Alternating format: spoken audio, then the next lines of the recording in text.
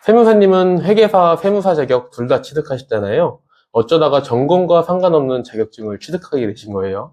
첫 번째로 전공과 상관없는 자격증을 따게 된 거는 전공을 잘 못해서 그럼 취업이라도 해야 되는데 학생 활동을 하면서 학점이 별로 안 좋아서 어떻게 해야 되나 하다가 그 옆에 있는 가장 친한 친구가 시험 준비를 해보자라고 해서 시험 준비를 했고 세무사를 합격한 거는 2015년이고 회계사를 합격한 거는 2017년이야.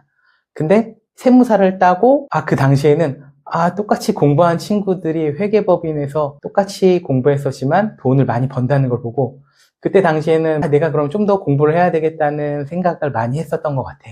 그래가지고 다시 공부를 조금 더 해가지고 세무사뿐만 아니라 회계사를 땄는데 지금 와서 돌이켜보면은 그때 세무사만 따고 바로 개업했을까? 개업을 하면은 지금 빨리 자리 잡지 않았을까라는 생각을 조금 하긴 했어.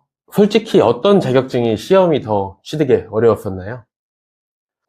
그거는 조금 어려운 문제인 것 같긴 해. 많은 분들이 회계사가 더 어렵다고 말씀하시고 직장을 준비하시는 분들도 세무사보다는 회계사가 더 어렵지 않나라는 얘기를 하셔. 실제로도 그렇게 하고.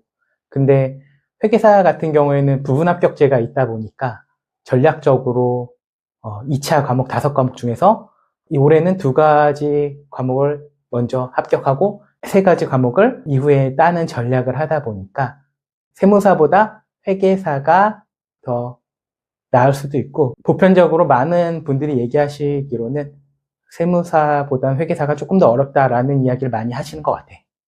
두 자격증 공부 방법이 궁금해요. 어떻게 그렇게 단기간에 두 자격증을 다 취득하셨는지. 단기간은 아니긴 하지만 그래도 공부를 했을 때 했던 방법 2가지의 차이. 세무사는 아무래도 2차 기준으로 말하자면은 법령이나 판례에 대해서 그리고 우리가 익숙하지 않은 여러 가지 부수적인 세법들에 대해서 스스로 논점을 서술하는 부분이 조금 더 많은 것 같아.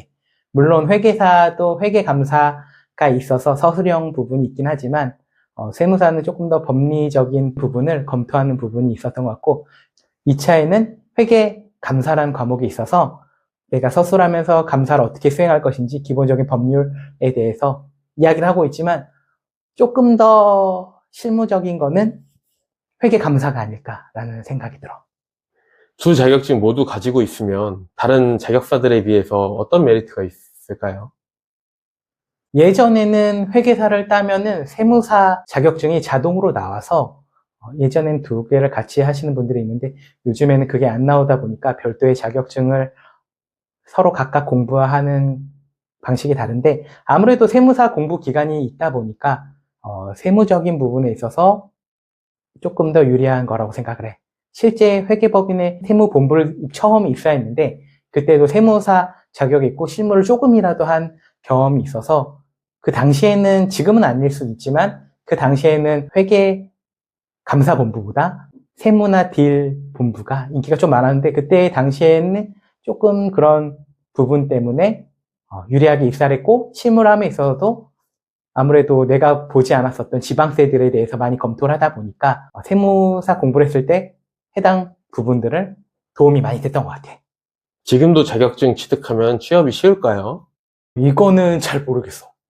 물론 예전에는 회계법인을 골라갈 수도 있었고 세무사 같은 경우에도 개업 시장이 지금보다는 레드오션이 아니었기 때문에 좋았었던 것 같긴 하지만 요즘에는 AI가 발달한 건지 아니면은 경기가 안 좋아서 기업이 돈을 안 쓰다 보니까 회계법인이나 그런 곳에서 인원을 안 뽑아서 그런 건지 예전보다 경쟁률이 너무 많이 올라간 것도 사실이야. 작년에 대학교 리크루팅을 회계법인에서 했었는데 예전에는 2010년 전까지는 아니고 한 8, 9년 전만 해도 회계법인을 골라갈 수 있었다면은 지금은 들어가기도 쉽지 않아서 미지정 인원들도 많이 발생해서 그건 좀 안타깝기도 해. 시험을 준비하는 수험생들에게 한마디 해주세요. 열심히 노력하면 언젠가는 된다. 근데 그 과정은 고통스러울 수도 있다. 정신적으로, 육체적으로 피폐할 수도 있다. 하지만 목표를 삼은 게 있다면 끝까지 하기를 바래. 근데 만약에 이게 내 길이 아니라면 포기하는 것도 용기인 것 같아. 절대 실패자도 아니고 내가 사회에 나와서 더 잘된 경우도 많이 봤어. 같이 고시반에 있던 친구들 중에서도 회계사 시험을 그만두고 유수의 기업에 들어갔다거나 아니면 자기가 원하는 목표를 해서 회계사, 세무사보다 훨씬 더 잘된 친구들을 만난 것도 있는 것 같아. 그렇기 때문에 절대 내가 그만뒀다고 해서 패배자가 된 것도 아니고 내 삶에 있어서 하나의 다른 방향으로 갔었다. 이렇게 생각하면 좋을 것 같아. 그리고 공부하는 수험생 친구들은 이 시험이 어렵지만 그래도 끝까지 해서 모두 좋은 결과를 얻었으면 좋겠어.